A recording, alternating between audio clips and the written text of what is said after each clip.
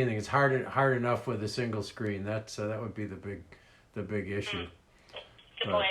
Unless we could wig it back and forth. So who's here?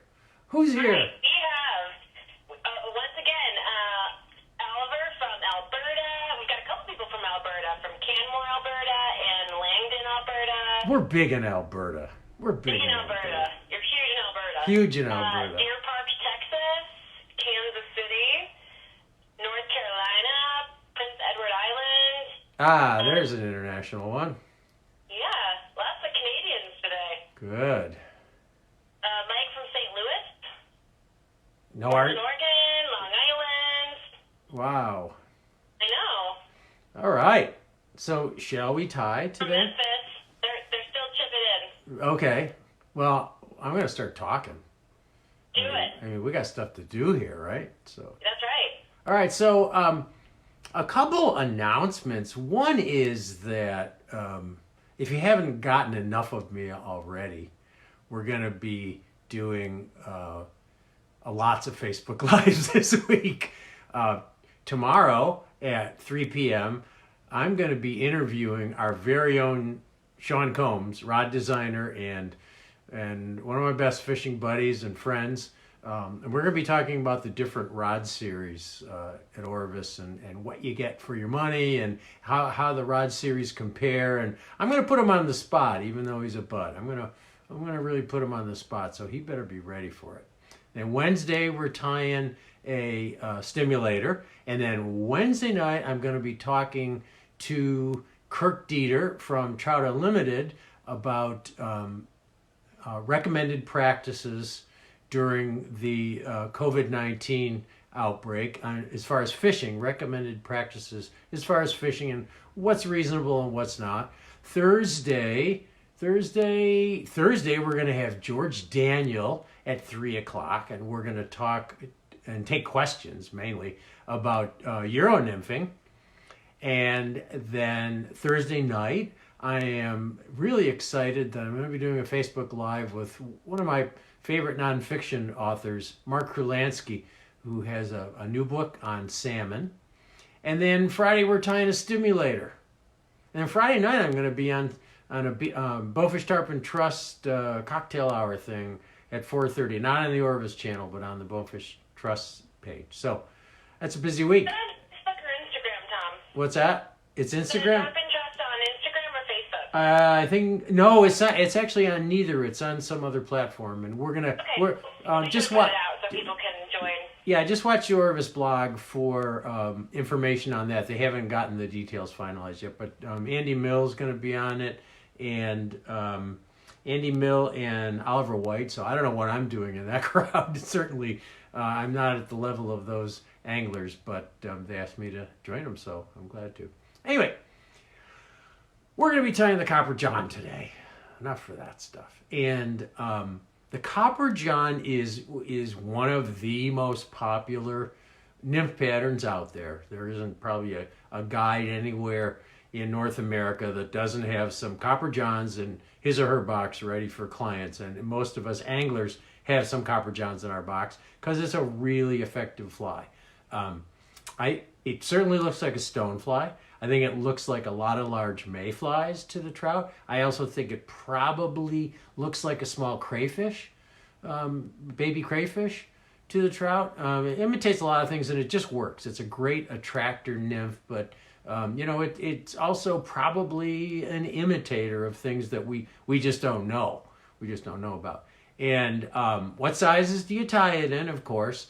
You can tie it in, I've seen it tied in sizes 10 through 18.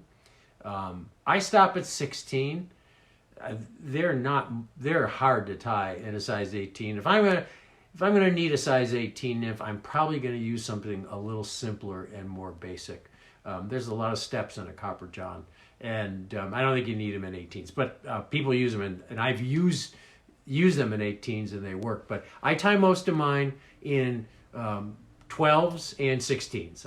I skip the 14s because I don't think you need every single size. So if you're going to have Copper Johns, I would say for most parts of the country, if you have 12s and 16s, you're going to be covered for most of the times you're going to need a Copper John.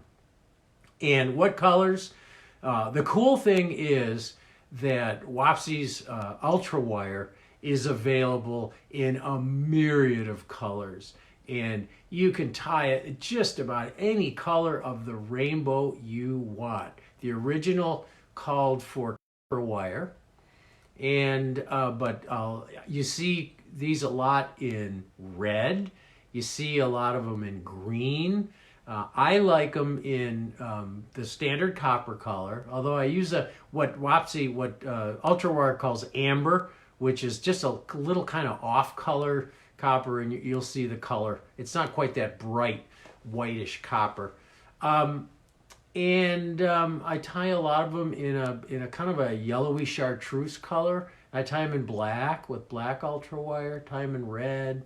I want to try them in purple. I want to get some purple Ultrawire. I don't even know if they make it in purple, but purple would be good. So experiment with it. Tie it in lots of different colors and experiment. As far as the materials are concerned, the tails are a goose or a turkey biot. I prefer turkey biot to goose. It's a little bit easier to handle, and actually I don't like tying with biots much myself.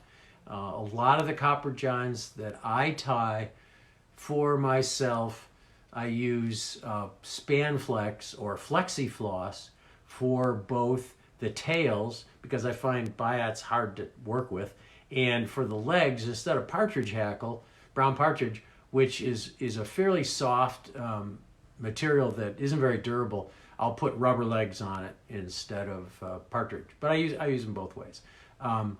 Not much substitute for the Ultra Wire. You could use dubbing, but then it wouldn't be a copper john. You could use floss or something else. I guess you could make it with thread and put a coating of UV over it to make like a Perdigon body, but then it wouldn't be a copper john. Maybe my rubber leg version isn't a copper john. I don't really care. And then the legs on the fly are brown partridge feathers, but you could use speckled hen feathers. If you're an upland hunter, you could use woodcock or rough grouse. Any soft mottled feather will work. You could use a wood duck too, but any soft grizzly hackle fibers. You could use lots of different things for the legs. I don't think it matters. The thorax is peacock herl.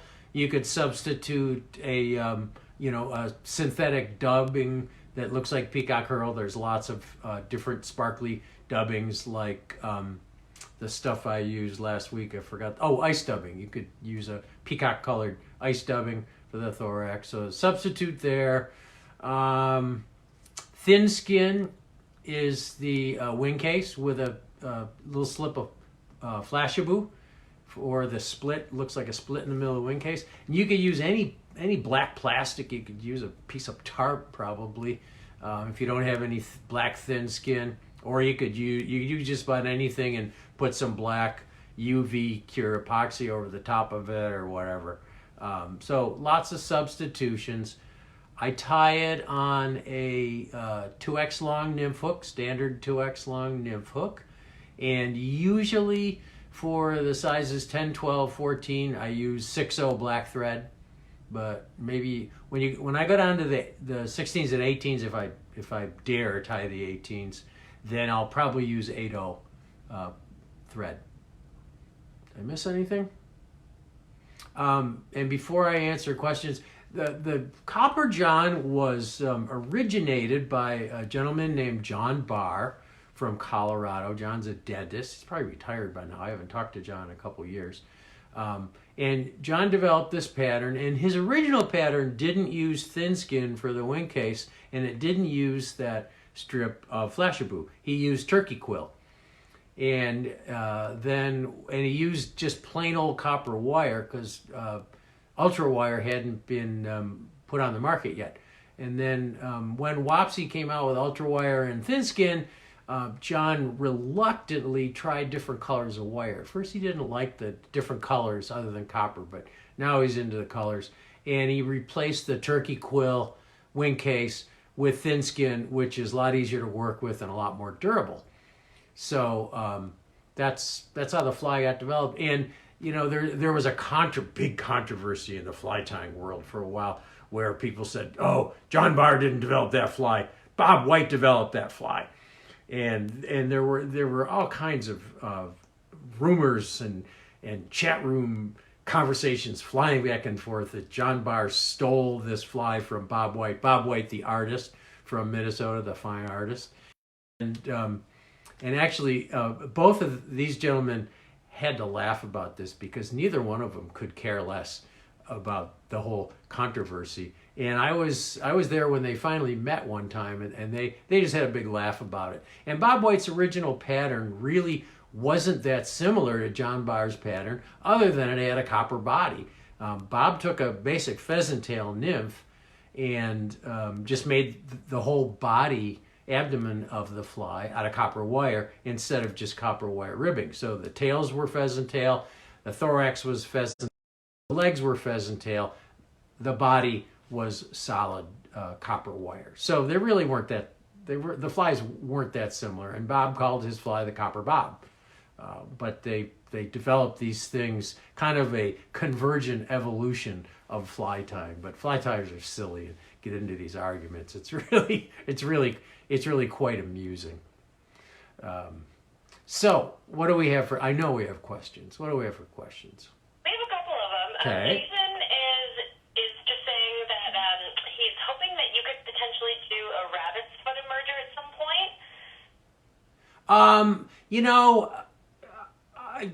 I could. I'm not sure I will, because it's really hard to find rabbit's feet. I know it's my pattern. It's really hard for people to buy rabbit's feet these days. They're very, very scarce, and what you can buy is usually not a snowshoe rabbit. It's a hare from South Australia or New Zealand. So, I hate to tie something that people aren't going to be able to get the materials for. So maybe, but probably not. It's a really easy fly to tie anyways. There's nothing to it. It's really dumb. It's a dumb, simple fly. Eric asked, is there a trick to putting dubbing on thread? He says that he uses wax, but he can never get it to twist on the thread easily. Eric, why don't you watch some of our other fly tying videos? We have them all in a playlist on YouTube, the Orvis channel. And I did quite a bit with dubbing. And the real secret is to not use a lot and to use a lot of pressure. Even without wax, you should be able to dub most things. But just use a lot less than you think you need and build it up with subsequent layers if you need a thicker body. But go back and look at those other videos. I think you'll get some tips. Believe it or not, those are the only questions we've received so far. Those are the only questions. All right, well, let's tie a Copper John. Avert your eyes. Things are going to get wiggly while I readjust, and then we'll tie a Copper John.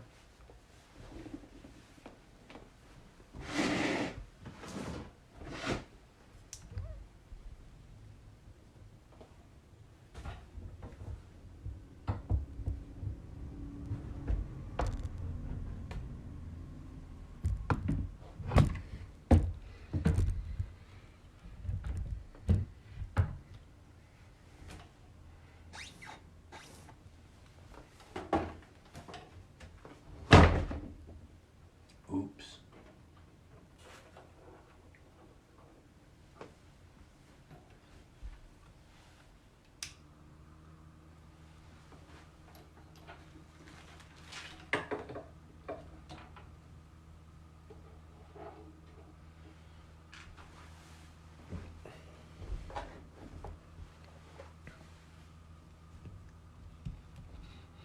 All right, Tom, once you're set up, we've got a few more questions that Okay. have filled in. Go ahead. You can. I can answer the questions. I can multitask. Yeah. All right, great. Nathan's asking if we could eventually tie an ISO fly.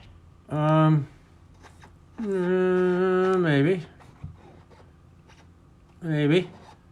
Okay. Dana's asking what's the best chenille for the squirmy worm. Squirmy worm doesn't use chenille. It uses squirmy worm material. Sorry, doesn't use chenille. That's maybe, it's, the San Juan worm uses chenille, but the squirmy worm doesn't use chenille. And I saw where Troy said, may I suggest telling viewers which size wire to use based on hook size? Yeah, that's a great suggestion, and I should have mentioned that. I use the brassy size, brassy is in between for most of mine. So I use the brassy size for my 12s, 14s, and 16s. Brassy is in between the medium size and the small size. I don't know why they call it brassy, but it's a great size for those hook sizes. Maybe a little small for this 12 that I'm tying, but the medium is just a little too thick. So I use the brassy size for most of my copper johns in those. Bill's asking if he can use a brown hen saddle instead of the brown partridge. Yes, you can. Yep, hen saddle would be good. And what vice I'm using a Regal. A Regal, I forgot the model, but it's a Regal vice. And I don't know if you know the answer to this. I don't think I know the answer to it, but Gordon's asking, are the Orvis snowshoe rabbit's foot the real snowshoe rabbit's feet? We don't sell snowshoe rabbit's feet. Oh, well, there you go. When we used to, and I looked on the website, somebody told me we sold them, but we don't. When we used to sell them, they were the real thing, but I couldn't find them on the site. Yeah, I don't Somebody might have bought them. Somebody might have bought them a while ago when they were available. And what's a good option for a starter vice? Jonathan would like to know.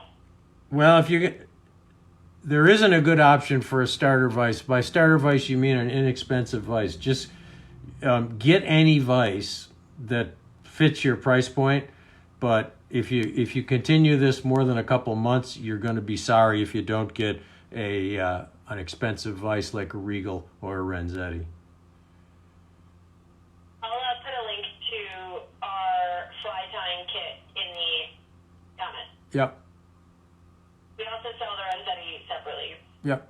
Hey guys, if you would restrict your tying questions to what we're tying. I know you guys have lots of questions like squirmy material and all that stuff, but there are other videos on YouTube that are better than this live video. You'll get better answers because I'm not ready to demonstrate stuff here. So I would just do a little research in other areas. This is an interesting question. Brandon's asking, are there any remedies for hackle that has gotten brittle? No, I don't think so. I've never had hackle get brittle. You sure it wasn't moth-eaten or beetle-eaten? Hackle. I've got hackle that's 40 years old, and it's not brittle, and I haven't done anything really to change it. All right, so One other question, Tom, yeah, that I think is definitely relevant. Yeah. Thomas is asking, when do you like to fish a copper john? Whenever I feel like catching a fish. I don't know. You know what, guys, I never know what I'm going to fish. I certainly can't predict what I'm going to fish when I get down to the river. I would fish a copper john in faster water, in a little bit deeper water because it sinks well, and where there's a lot of stoneflies and bigger mayflies around. But, I would fish it almost anywhere and fish it dead drift. All right, so this is I got a bead. I got a brass bead here. You could use copper, you could use black, you could use whatever. And I'm going to find the end with the small hole, and I'm going to put it on the hook. And I don't know I can never keep track of the bead. Who knows what size goes on a size 12 hook like that? It's behind my backdrop here. I know everybody always wants to know what size bead. But it should look like that. So you probably have a bunch of beads. You could do it with a bigger size bead if you wanted to, or a smaller size bead. I kind of like about that much bead on my hook. So it's going to be proportional to, yes, dead drift, Robert, fish at dead drift. Yes, we're using tungsten beads too.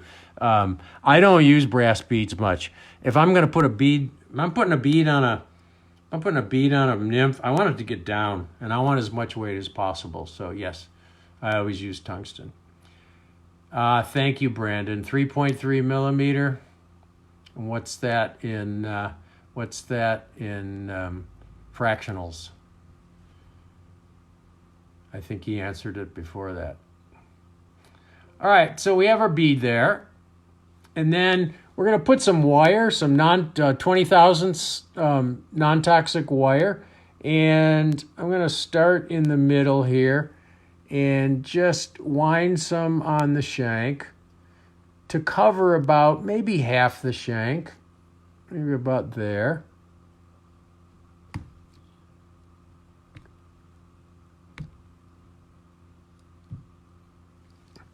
And if it doesn't break cleanly for you, just wind it around with your fingernail. Or you can cut it, or you can helicopter it, but those of you who've been watching know I don't helicopter. I know it's an insult to my masculinity, but I don't helicopter my...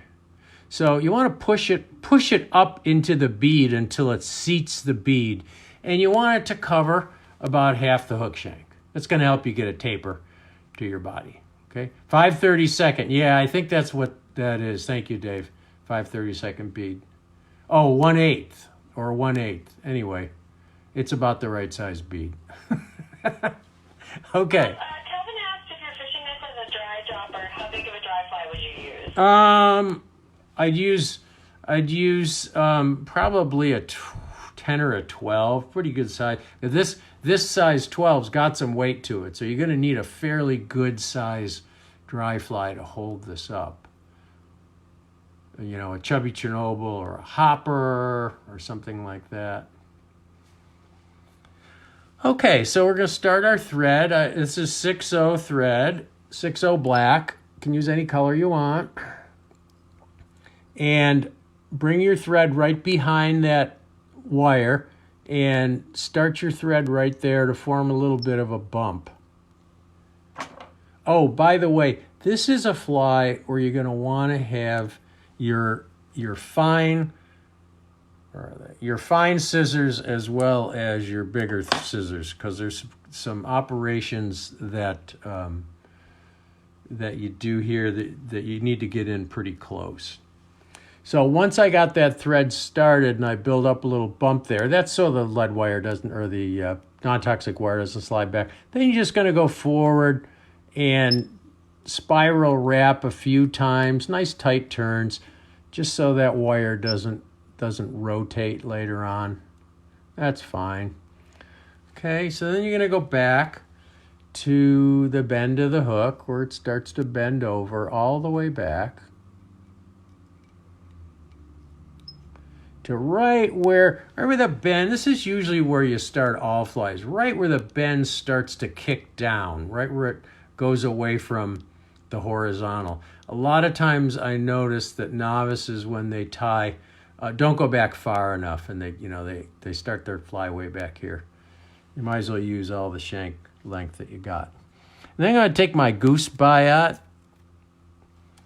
You could use turkey biot. You could use goose biot as well. And if you're going to tie a bunch of these, it's a pain cutting these off the quill. So if you're going to tie a few of these, I would advise you to cut a whole bunch of these biots off the stem ahead of time. Just going to save you. Because I'm going to tie a few more of these later. So I'm just tying a bunch of them. Cutting out a bunch of them. And then you're going to pick two of them out. And I'll come back onto the screen here in a minute. I'm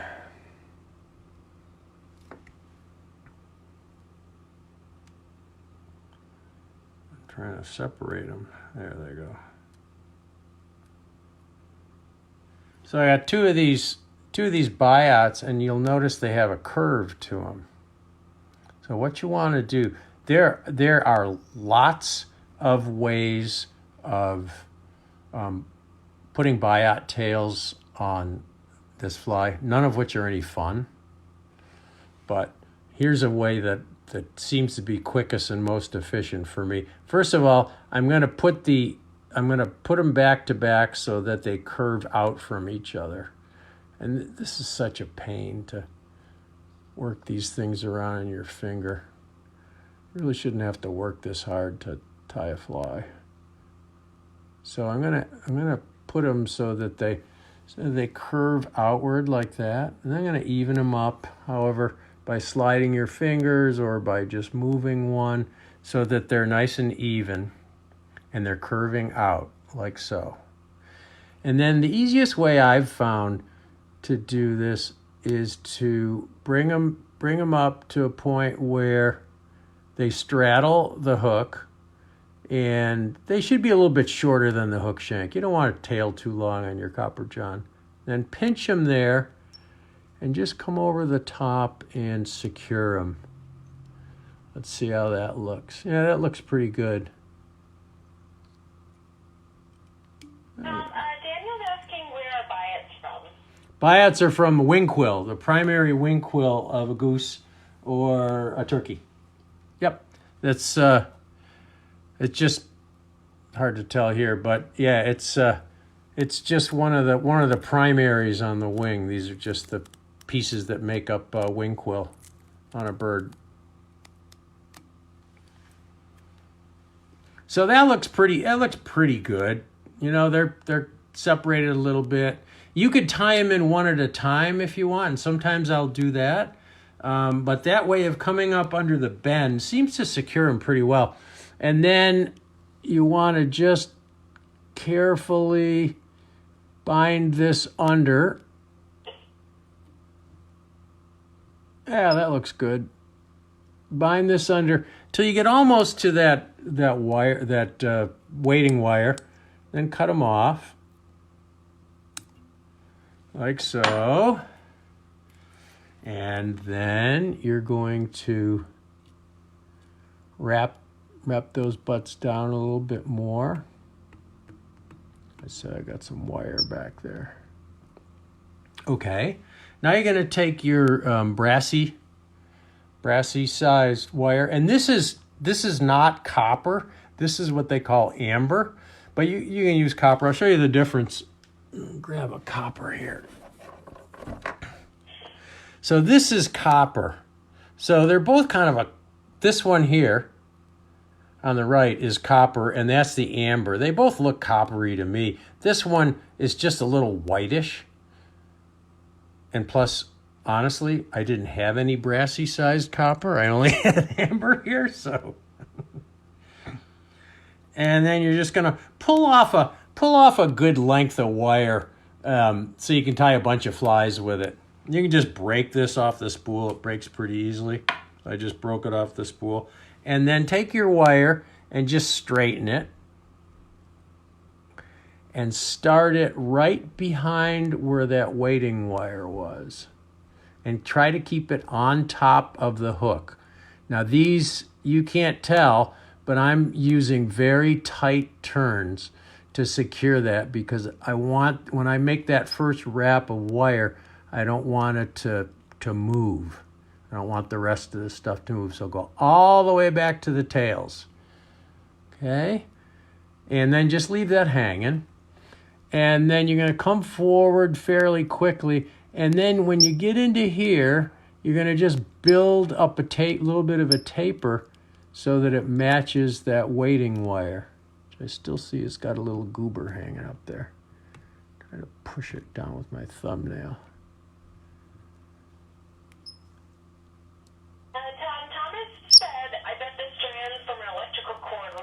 Yeah, the strands from an electrical cord will definitely work. Sure. Yep. Well, that's what John Barr originally used. He just pulled some copper out of a copper wire.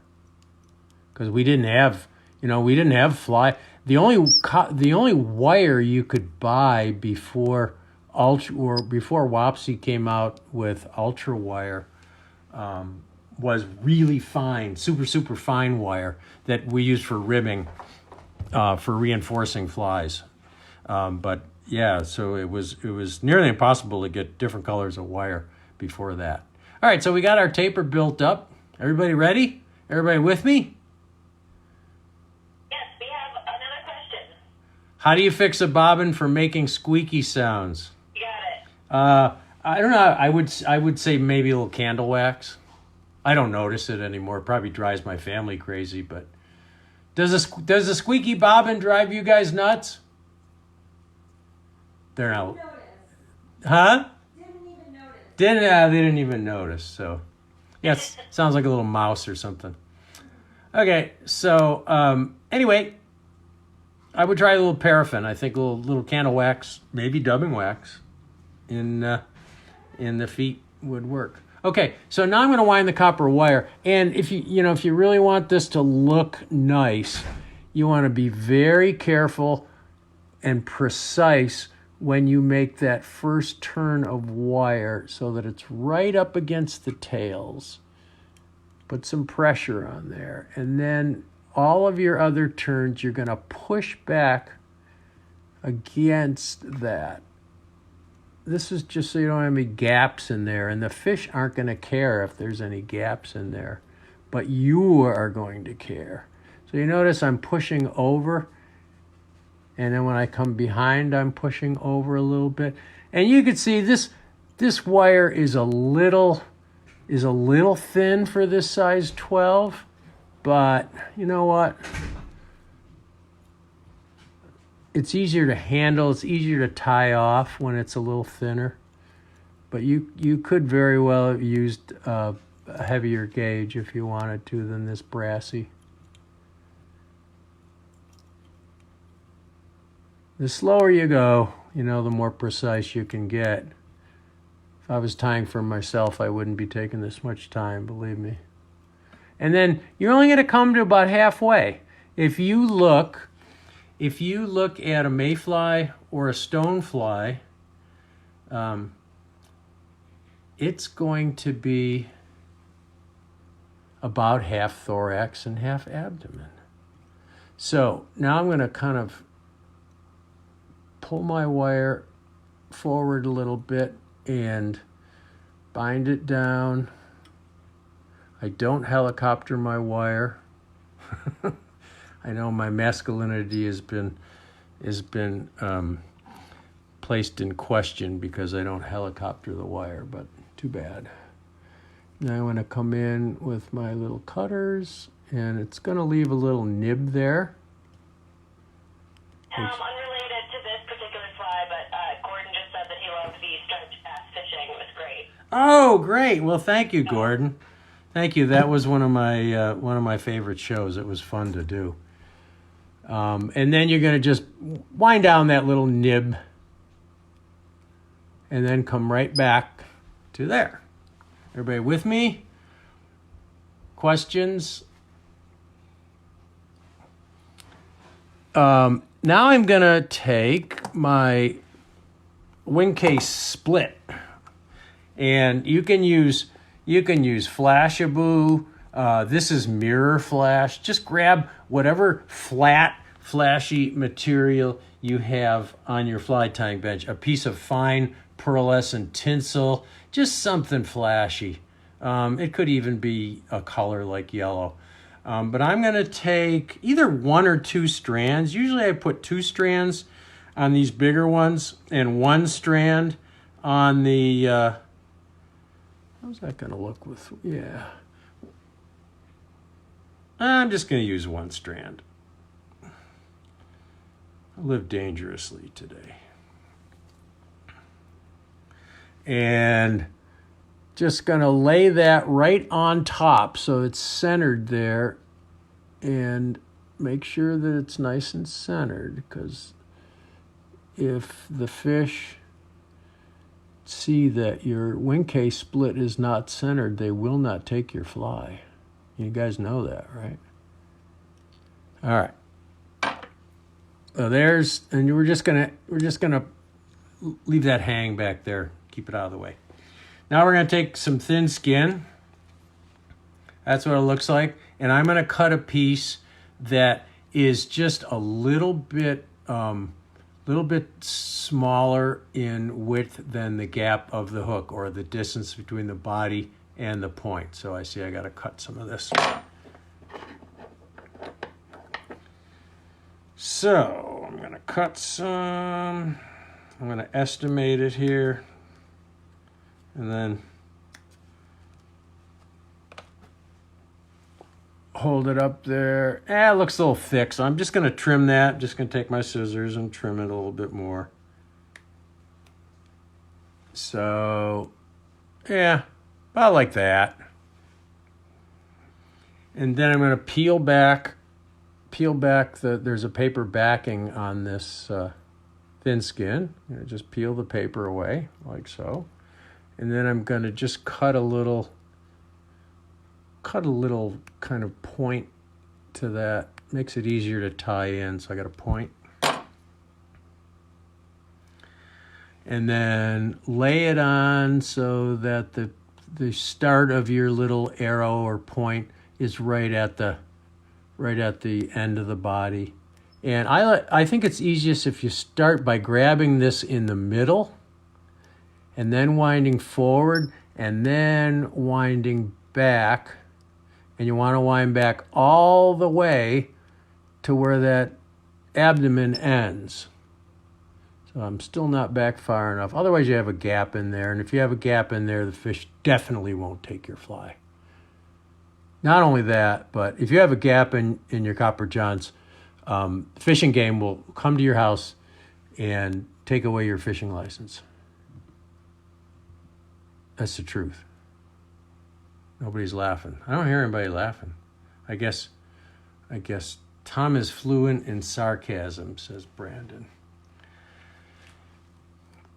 Now we're gonna take an eyed peacock herl. And you can buy peacock two ways. You can buy it bundled as strung herl, or you can buy it as eyed tails. If I were you, I would absolutely buy it in eyed tails. The reason is that there is a big difference in the diameter of the flues. The ones up top here toward the eye are much thicker, and use those for bigger flies. And as you come down to the bottom, the flue is much thinner. So if you're tying a bunch of different sizes, just like hackle, you bigger flies up here and the smaller flies down there. So I'm going to cut, this is a fairly good sized fly, so I'm going to cut my herls from up here. You don't want to come into the eye because you aren't going to get the right effect. There's no flue there.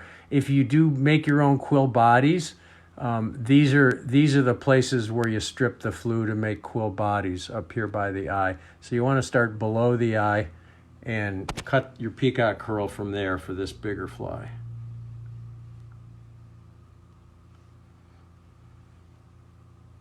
Nobody's gonna ask me how many strands to use. I'm surprised. I thought that would be the first question. Because there is a precise number. There is a precise number of peacock herls that you must use. They must be 5. 5 is the number. No more, no less. 4 is not enough. 6 is too many. No, I'm just kidding. I typically use about 5 strands of peacock herl for this, though. But you get away with probably 3 or 6 or 7. And then I'm going to snip the ends off because the ends are really weak on peacock herl. I'm just going to snip it off like that. I'm going to tie it in. And you don't want to tie it in all the way to the bead, and you don't have to. Peacock herl ties in really well. It's not going to slip out. Then I come back to that point there, and then I'm going to bring my thread forward almost to the bead. I'm going to leave it hanging there. Everybody with me? Anybody lost? Where's Roger Bird? Where's Roger Bird? Isn't Roger Bird here today? Where's Dave Ross at? He's here. Oh, he is? Okay. I didn't... Yeah. He commented. All right, so... He was telling people where to find your striped bass. So I put Oh, thank you, Dave. All right, so I'm going to take one kind of a half turn of the peacock herl, and then I'm going to twist it. This helps it stay together, and it actually strengthens it a little bit because peacock herl is not strong stuff. So 2 or 3 turns is all you need. So see how I'm twisting that, and it gives you like a chenille effect. And now I'm going to tie this off underneath the bead. The reason I tie it off underneath the bead is because it gives me a better bed to lay my hackle. And this gets tricky so that you don't cut your thread. Bring your thread up and then come in and trim that off. You guys that have been watching know that I did cut my thread last week, and everybody thought that was very funny. I cut my... Tom, Daniel asked if the tip is weak, why not tie from the other end? No, it doesn't wind as well. I've never done it that way. Maybe I should.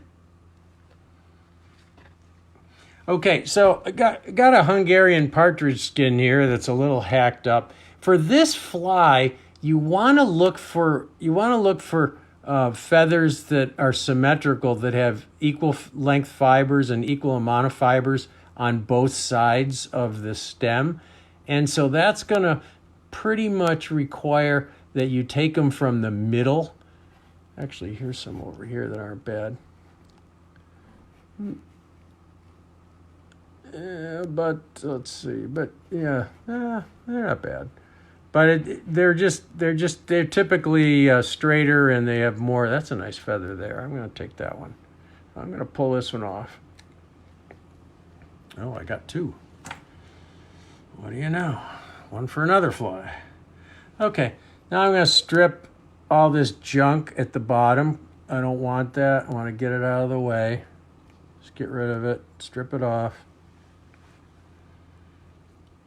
And then you're going to come in with your scissors and snip the center out of that baby, like so.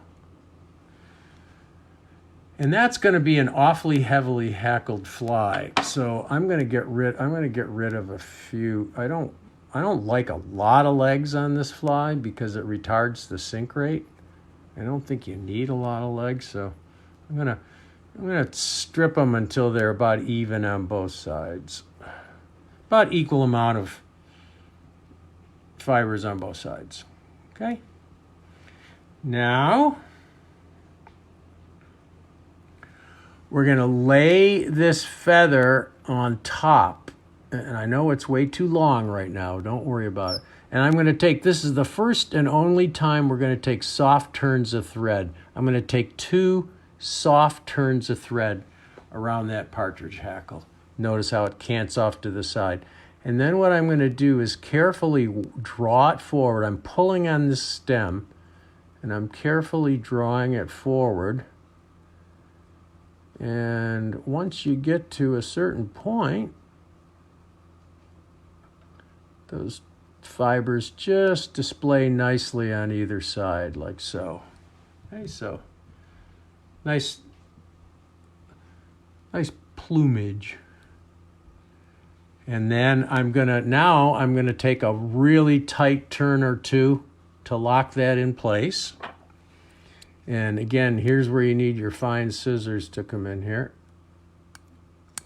I'm gonna snip that off. There's what we look like so far.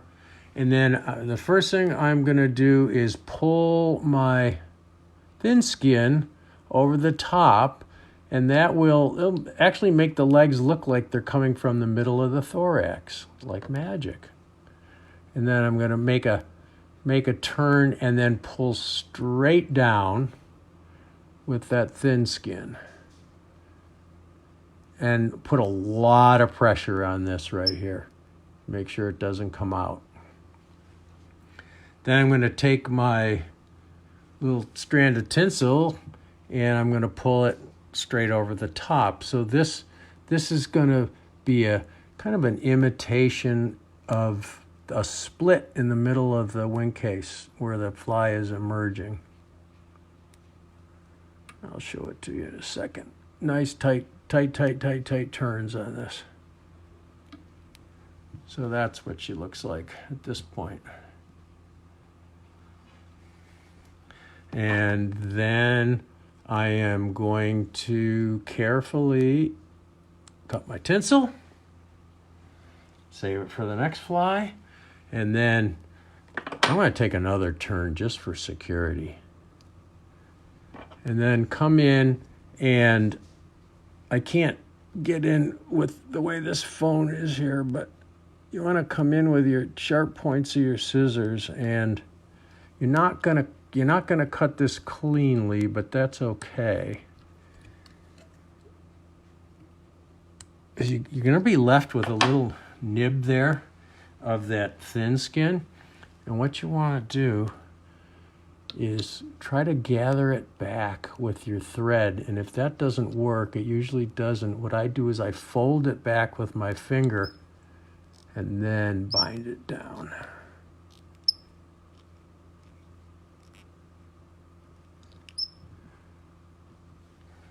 If you got anything left there, just get rid of it. Trim it off. See a little hackle stem or something there. So we have a question, and I'm not exactly sure what they mean, but I think you might. Eric's asking, can you burn it? Can you burn the thin skin off? Oh, with a cauterizer. I'm guessing, yeah. Yeah, I haven't tried that. Yeah, a lot of people use these medical cauterizers, and yeah, I don't know. It would be dangerous though. Well, this is an interesting question. I don't trust myself with a cauterizer, but yeah, that might work. Bernie asked, what about using black electrical tape for thin skin? Absolutely, black electrical tape would be wonderful. You know, it would get a little sticky. You'd have to be careful. But yeah, black electrical tape would be a really good substitute. Yep, I was trying to think of something. As a substitute. Black electrical tape would be perfect. Okay, now when you finish this fly, we're going to put a big glop of UV cure epoxy. So you only need about 3 turns because it's going to be totally secure. So you could take 5 turns if you want, but just enough to lock that thread because next we're going to put some UV cure on top of there. Now that's it. Other than the fun part, the epoxy part,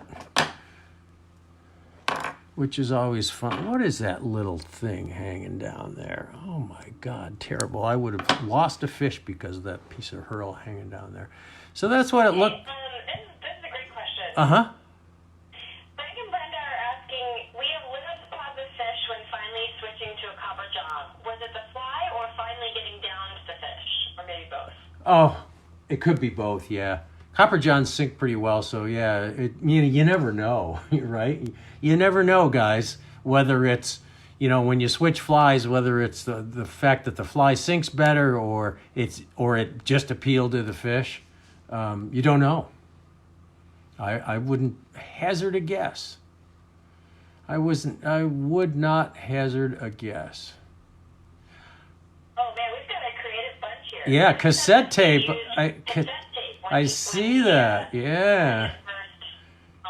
Yeah, I mean it's just a synthetic piece of plastic, so it's not like you have to run out to the fly shop and buy thin skin. Although thin skin is nice because it's clean, it doesn't have any sticky stuff on it. It comes on this nice cardboard, and it comes in all different colors. So thin skin is really nice to use. But yeah, you could use lots of other things. And Dave Ross is asking, what about using hard as nails? I believe that's a Sally Hansen product in place of UV epoxy. No, because it would run.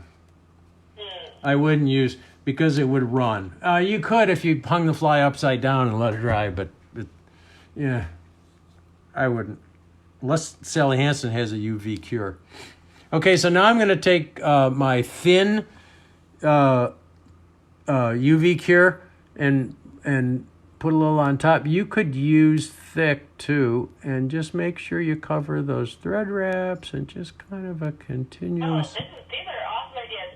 Eric said that he stole some tinsel from his kid's Easter basket this weekend to tie with. Oh yeah. Somebody else that's trying Swiss straw for thin skin. Yeah, that would work. Oh boy, we got all kinds of substitutes. So now I just put some thin UV cure on the top there. That's gonna make this fly really durable. Unfortunately, neither partridge hackle or peacock herl are very durable, but hopefully the epoxy on top of them will help strengthen them. And there it is. That's the Copper John. It's a fun fly to tie. Not easy. Not an easy pattern. And so just talking about different colors and materials, here is one I'm going to grab this with my forceps if I can find them. Ooh, the good ones. Are there any alternatives to using a UV curing pen? Not that I know. I'll put it in the sunlight, but then it kind of doesn't dry quickly. Okay. Yeah, you really need a UV. I mean, it'll cure in sunlight, but it's not as quick. The advantage here is that you cure it before it runs, and so this is a Copper John tied with rubber legs, with Spanflex legs, not rubber, but whatever Spanflex is, and a red body. Lot easier, a lot more durable. And then here's another version with that chartreuse color that I like. So Roger's asking, are you going to do the rubber legs today? And if not, where or when do you tie those in? I tie the rubber legs in the same place. I'm not going to do the rubber legs. I tie them in the same place as I tied in the partridge, and just loop it around, draw it tight, and just let two strands stick out on each side. So you can see, Roger, they're tied in. They're tied in right where the partridge was, at the front, in front of the bead, before I pull the wing case. Could you use dark tails instead of brown? Could you use what? Dark tails instead of brown? Dark tails. I'm not sure what that means, but Oh, like black or something? yeah, I'm guessing. Of course you could. Yeah. Of course, you could use any color you want. And you don't have to use biots either. You could use pheasant tail or hackle fibers, or then it wouldn't be a Copper John, but it would be your own fly. Philip asked if these work on the South Halston River. I have no idea. But Philip, they probably do. They work just about everywhere. I would send an email to Brown Hobson on our endorsed guide on the South Holston, or one of our other endorsed guides, and ask him, or Patrick Fulkrod, and ask those guys if they work.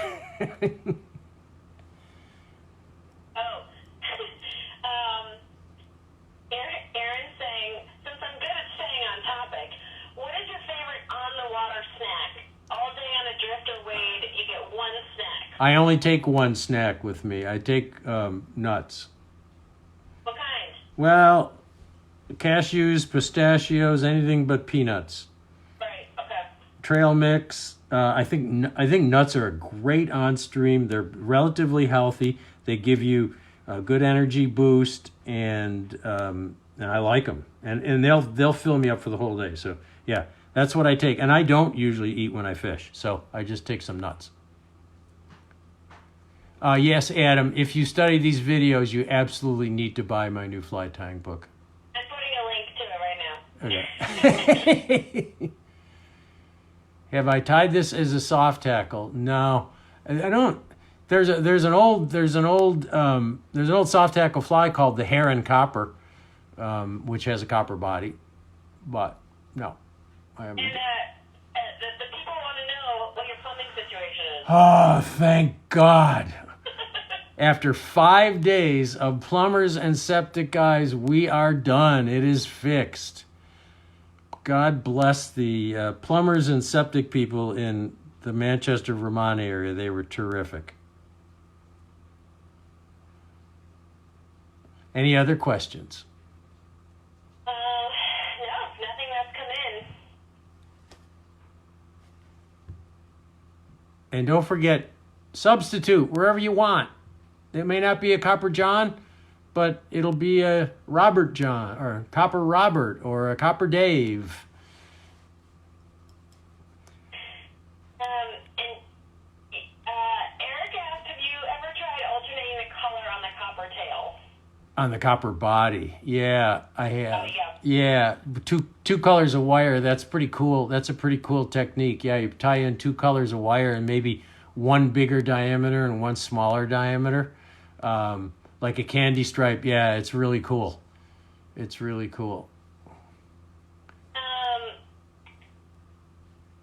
Russ is asking if the copper john will work this time of year in Connecticut. No, absolutely not. The Copper John does not work in Connecticut. In fact, I think it's illegal in Connecticut. Somebody already commented, a few people have commented on your sarcasm, and Phil chimed in that it's hard to read when you can't see your face. Yeah. This fly will work nearly anywhere, guys. I don't know on any given day whether it'll work, and you won't either. But I would try it everywhere.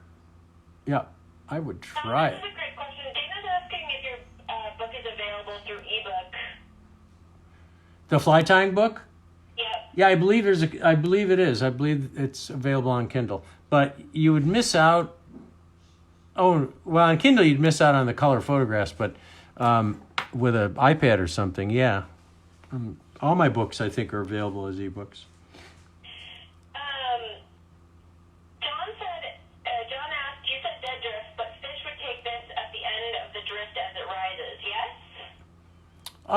Yes, sometimes. Yep. I don't find that fish take bead heads, heavily weighted flies on the rise as well as they do like soft tackles and unweighted flies. But George Daniel has the opposite, and he always swings his flies at the end of the drift. So, what is a good HVAC kit to get? Is there I was expensive? wondering what that meant too. Sorry, I can't answer that one. I don't Maybe know. they're just thinking that you're now like a home expert. Plumbing experience. All right. So, All right. anyone? I think, okay, Edward's asking, I'm trying to, can you use raffia for the wing case? Yes, you can use anything you want. And I think it would probably work pretty well. Particularly since you're putting epoxy over the top, so whatever you put there, and anything that doesn't absorb. I mean, I wouldn't put a piece of chenille or a feather because it wouldn't absorb feather wouldn't be bad, but yeah, because you're just covering it up with epoxy. So yeah. Yeah, you could pretty much use everything. Thin skin is just convenient and it's stretchy and it's easy to tie with, and that's why we use it. But there's lots of other things that you could use for that wing case. I'll put a link to our thin skin in the comments. Yep. In case Okay. someone wants to do that. Yep. Larry's asking, can you tie this unweighted, or would that throw off how it swims through the water? Well, the idea with this fly is to get it down deep. So yeah, you could tie it unweighted, but you got a bead on if it's a Copper John, you got a bead on the head of it. Yeah, you could just tie it without a bead and without the lead wire. Sure, yeah. I wouldn't. Most of the time, the problem with nymph fishing is not getting the fly deep enough. Seldom is it a problem that the fly sinks too quickly. So, All right. okay. That's the end of our questions. Well, thank you everyone for watching. I really appreciate you coming and tying along with me. That means a lot to us, and I hope that everybody stays healthy, and that if you're able to, you get out fishing. I know not everyone is able to, but if it's allowed in your area and you can find a place where you can stay away from other people, I hope you're having a good time out there. So thank you very much.